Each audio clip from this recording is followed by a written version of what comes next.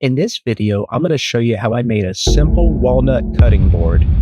I have two walnut boards here.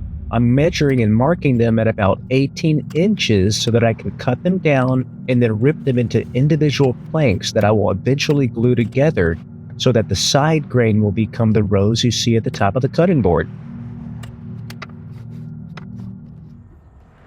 I'll be using my crosscut sled to cut these down to size.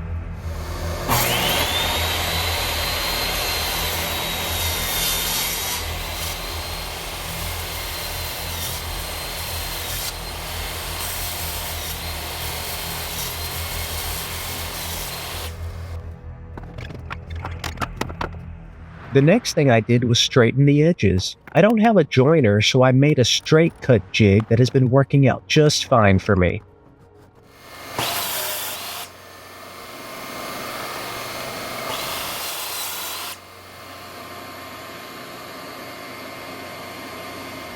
Setting the table saw to cut 1.5-inch strips.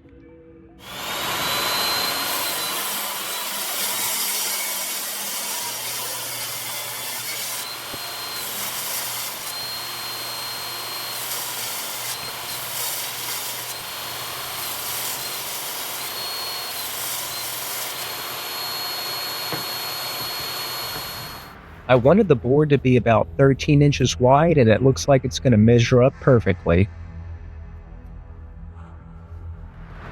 Here I'm using my hand plane to flatten out each piece. I want them to be as flat as possible so they glue up properly. Gosh, a benchtop planer would sure make this process go faster. If you don't have a planer, you could just sand it down flat before you rip it into the narrow pieces. This worked for me before I got this hand plane. This took such a long time, but now I have dimensional pieces. This part is optional, but I'm sorting out the pieces. I take two things into consideration. First off, my planks aren't actually completely perfect. As you can see, some of them bend different directions. You can sort them in various ways to make them fit, but the second thing I take into consideration is the color of the wood. Here I'm trying to even out the lighter and darker pieces so that it looks like I actually tried to color coordinate. A third thing that I would recommend taking into consideration is the wood grain pattern and direction. I still haven't progressed in my skills to actually do this, and I always pay for it later. I highly recommend paying attention to the grain pattern and direction if you're going to use a hand plane to flatten out the board after the glue up. This always stings me later because when I'm hand planing against the grain, the pieces chip out, which makes the sanding process more difficult to hide those imperfections. I don't recommend using your finger to spread the glue. Luckily, I didn't cut or splinter myself, but this was especially difficult for me because it was freezing outside. I need one of those nice glue brushes. In any case, I'm using Tide Bond 3 since it's recommended for cutting boards due to it being waterproof. I'm also using these nice clamps I got at Rockler. It gets the job done for me to start the glue up process. It's a free-for-all though for the final clamp up. I just use whatever else is available to keep the board as flat as possible while maintaining strong pressure on all the joints.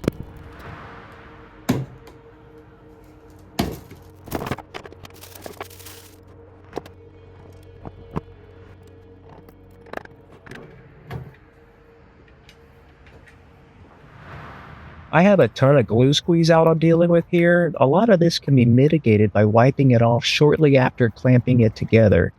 But since I didn't, I'm just using an old chisel to knock some of it off so that it's easier on my hand plane and sander later in this build.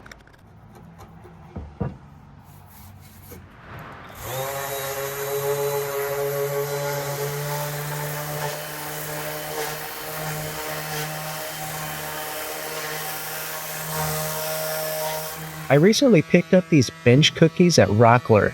They do an amazing job keeping this board steady while I'm sanding. Plus, my workbench is filthy, so I'm also not getting any new surprise colors introduced to this board that I wasn't expecting.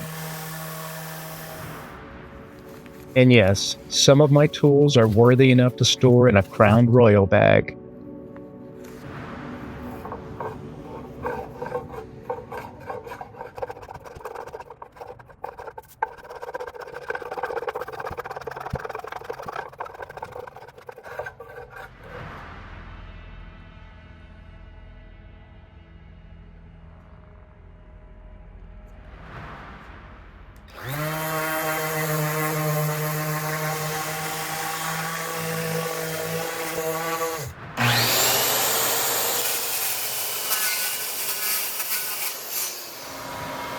I'm using my router table to put a 1/8 round over on the edges.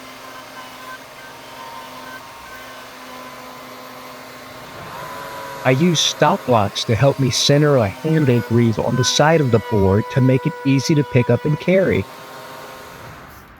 I'm spraying a little water to pop the grain. Once it dries, I use 220 grit to sand off the fibers that ended up sticking out. I use Howard cutting board oil to finish my cutting boards. I put on 4 coats and let the last coat sit overnight.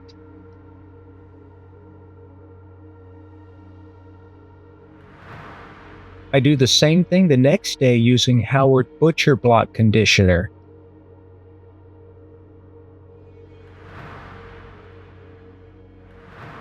The final step is to give it some feet.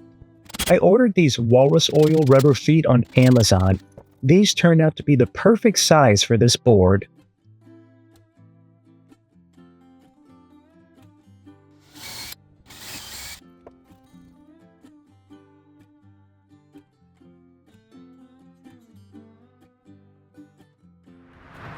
I'm completely satisfied with how this board turned out. I haven't made a cutting board like this in like 6 years. It was so much fun to dust off the cobwebs. The person I made this for was so very grateful to receive this as a gift, and that alone made it worth it for me. Thank you so much for watching my video. Stay tuned as I'm catching up on my editing while at the same time working on a few additional projects that I'm so excited to share with you in the near future.